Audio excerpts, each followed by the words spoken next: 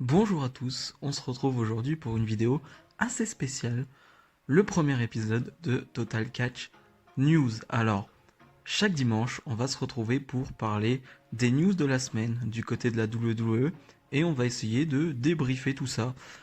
Je voulais faire ça parce que je sais que beaucoup d'entre vous n'ont pas forcément le temps d'aller sur les réseaux toute la semaine et même il y a des news qui vous ont souvent échappé. Et donc là, dans une vidéo d'une dizaine de minutes, on va récapituler toutes les news de la semaine.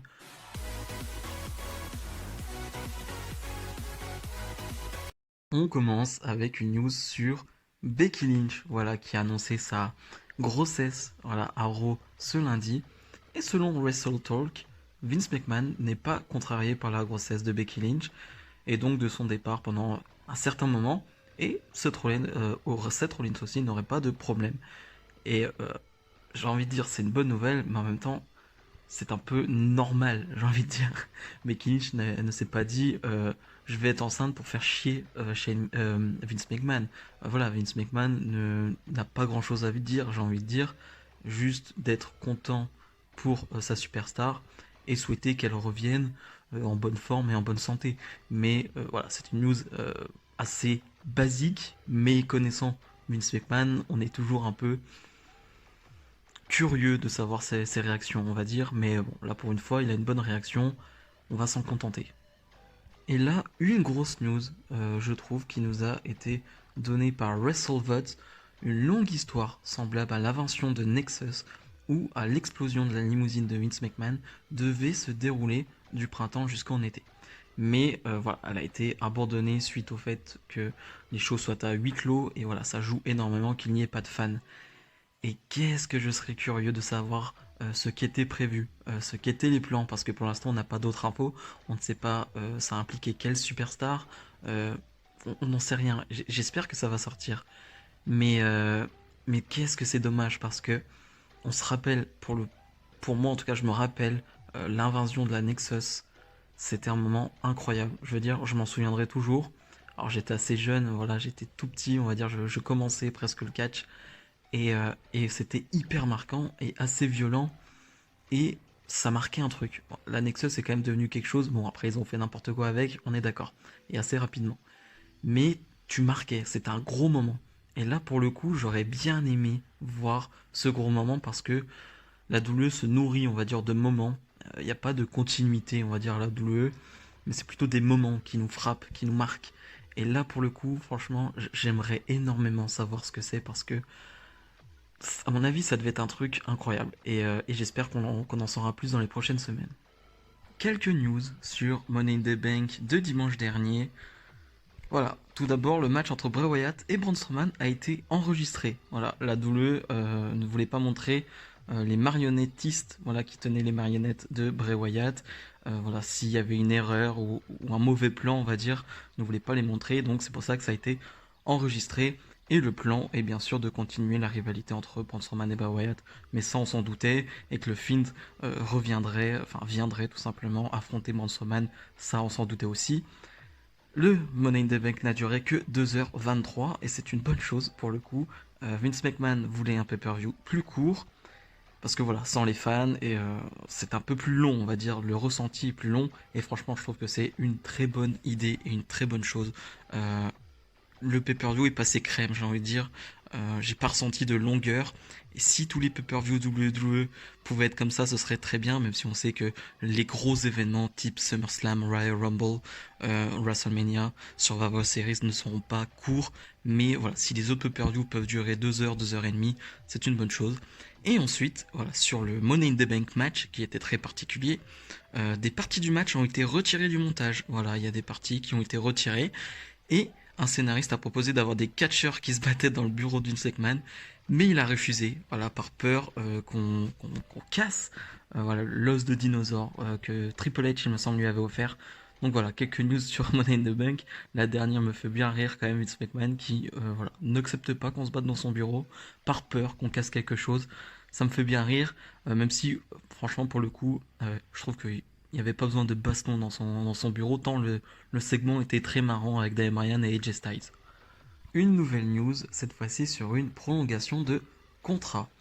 Selon Dave Meltzer, voilà, qui est bien connu, Rey Mysterio aurait prolongé son contrat avec la WWE d'un an ou deux. Alors il y avait beaucoup de rumeurs sur le fait que Rey Mysterio allait quitter la WWE à la suite de la fin de son contrat, que ça se déroulait d'ici quelques mois il me semble, que voilà ce qui s'est passé à Money in the Bank, sa fausse mort, ce qui s'est passé à Raw ensuite avec l'attaque de Seth Rollins dans les échelles, voilà, sur l'œil de Rey Mysterio, c'était pour que Rey Mysterio prenne sa retraite là-dessus.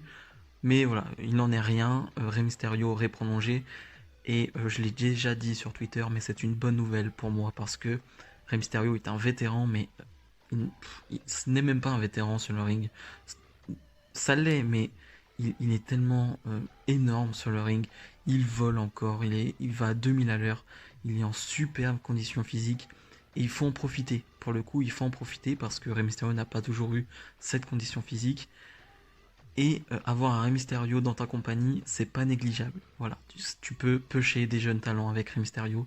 Tu peux avoir, comme par exemple, des matchs contre Andrade, contre Angel Garza, avec Humberto Carrillo, ce genre de team, on va dire, de duo. Tu peux avoir des trucs comme ça avec Rey Mysterio. Et il aura toujours une connexion avec le public. Voilà, c'est comme ça, c'est naturel avec Rey Mysterio. Alors, en tant que main eventer, pourquoi pas de temps en temps, comme on l'avait vu face à Brock Lesnar, c'était très intéressant, très fun à voir. Mais voilà, dans la mid-card, pour pêcher des gens, c'est parfait un Rey Mysterio. Donc c'est une bonne nouvelle que Rey Mysterio est prolongé avec la WWE.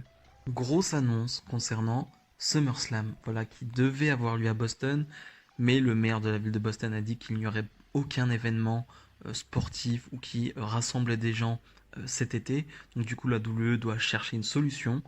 Et selon WrestleVote, la WWE justement cherche un nouveau lieu pour accueillir du public et serait même prêt à repousser le show jusqu'en septembre. Et je pense que la bonne solution, c'est pas de vouloir chercher à tout prix un endroit qui pourrait accueillir 100 personnes, 200 personnes, je ne sais pas.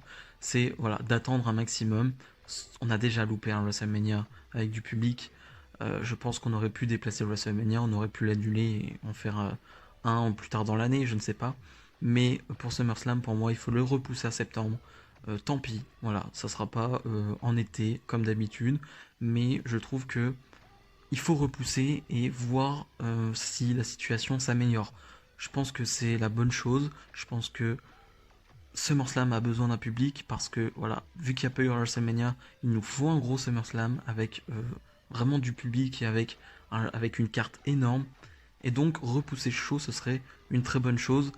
Et maintenant, j'ai peur que Vince McMahon s'entête et fasse encore un SummerSlam, malheureusement au Performance Center. Voilà, c'est ça ma peur.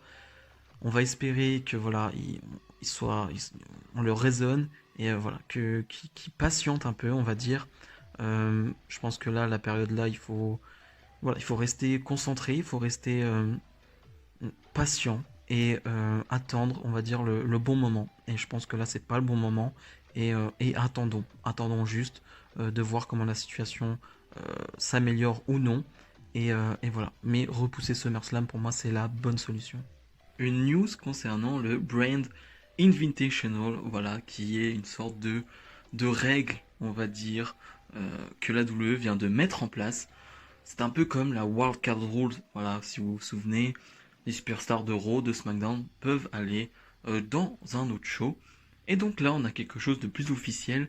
Les superstars qui seront invités dans l'autre show pourront y aller 4 fois dans l'année au maximum et NXT ne participe pas du tout à ce truc. Et c'est là qu'on voit que c'est fait à l'arrache, voilà, c'est fait à la dernière minute par Vince McMahon, comme la Wildcard Rule hein, de toute manière. C'est-à-dire que là, c'est vraiment du pif. Allez, 4 fois. Allez, ou non, peut-être 4, 5, allez, peut-être 6. C'est vraiment du pif. Déjà que cette règle, je trouve que c'est totalement n'importe quoi. À ce qui paraît, ce serait pour booster les audiences et faire des dream match. Et on parle de dream match, et le match annoncé pour la semaine prochaine, c'est Baron Corbin contre Drew McIntyre. Voilà. Donc on n'a pas les mêmes notions de dream match. Dans l'idée, faire des dream match, je suis d'accord, mais il faut qu'il y ait un sens, sinon ça ne sert à rien. Et là, tu fais un Baron Corbin Drew McIntyre qui n'est pas un dream match et qui n'a aucun sens. Donc voilà, je trouve tout ça complètement débile et inutile. Mais bon, avec la WWE, on a l'habitude, on espère juste que ça va pas durer longtemps, sinon ça va être un gros bordel. Une news sur Undertaker. Voilà, selon le Wrestling Observer, Undertaker aurait signé un contrat de 15 ans avec la WWE, un contrat qu'il est signé en 2019. Donc ce qui fait que voilà, il sera encore là jusqu'en 2034. Je trouve ça assez dingue. Voilà, Undertaker est assez âgé et signer un contrat sur une telle durée. Alors après, voilà, c'est des contrats part-timer, c'est pas des contrats à temps plein. On note aussi, voilà, sur l'article que Undertaker ne ferait pas ça pour l'argent. En tout cas, il ne continuerait pas le catch juste pour l'argent, parce qu'en plus là, il gagnerait moins d'argent du fait, voilà, qu'il soit part-timer. Donc voilà, ça c'est une bonne chose. Mais en tout cas, prolonger Undertaker pendant 15 ans, je sais pas si c'est risqué parce qu'Undertaker te ramène toujours de l'argent, je pense, à chaque apparition. Mais il faut pas, voilà, qu'Undertaker, enfin, qu'il arrive un problème Undertaker ou ce genre de choses. En tout cas, je pense qu'ils ont exploré une bonne piste avec ce Boneyard match très cinéma, très scénarisé à WrestleMania face à AJ Styles, ce qui peut, on va dire, donner une seconde jeunesse à Undertaker. Et là, pour le coup, ok, là, ça peut être intéressant. Et là, on peut vraiment avoir un truc très lourd, on va dire, pour Undertaker sur les prochaines années. Mais voilà, c'est une news en tout cas qui m'a paru assez surprenante et intéressante. On continue avec les news sur Becky Lynch. Selon le Wrestling Observer, Becky Lynch aurait dû affronter Nia Jax à Money in the Bank dans un match simple et elle aurait dû conserver son titre. Ah, bizarre, hein. Franchement, Nia Jax qui a fait son retour juste après Mania, je pense pas que ça nous aurait plu. Très clairement, Becky Lynch, Nia Jax. Nia Jax n'est pas hyper appréciée par les fans, par moi non plus, parce que je la trouve pas safe sur le ring. Elle l'a encore prouvé ces dernières semaines. Donc, je l'aime pas. J'aime pas l'avoir catché, tout simplement parce que tu peux simplement te dire, va y avoir une boulette, un botch de Nia Jax. Et en plus, on se souvient du punch de Nia Jax sur Becky Lynch, voilà, qui a fait que Becky Lynch est devenue un peu de man après derrière, et que ça a vraiment poussé Becky Lynch, on va dire, avec ce nez cassé. Mais ça part d'un botch, hein, ça part d'une droite, d'une réelle droite qu'a mis Nia Jax. Ça aurait pu donner une bonne feud dans le sens où, voilà, ils auraient pu partir de ce moment précis, on va dire. Mais voilà, Nia Jax au micro, c'est très moyen. Et en plus, pour un titre comme ça aurait été très mauvais. Donc, pour le coup, c'est une bonne chose qu'on n'ait pas vu ça. Donc voilà les news pour cette semaine. Voilà, j'espère que ça vous plaira cette vidéo. J'espère que ce genre de format, voilà, toutes les semaines pour vous récapituler toutes les news vous plaira. Et moi en tout cas ça me plaît, voilà, de parler de toutes les news, de toute l'actu de la WWE. Je trouve que c'est important. Et voilà, donc on se retrouve la semaine prochaine, je l'espère. Et bien sûr, n'hésitez pas à aller sur mon Utip, voilà, juste regarder une pub ou deux, voilà, pour m'aider et pour aider cette chaîne. Merci d'avance. Si cette vidéo vous a plu, n'hésitez pas à commenter et à liker, ça fera du bien à la chaîne.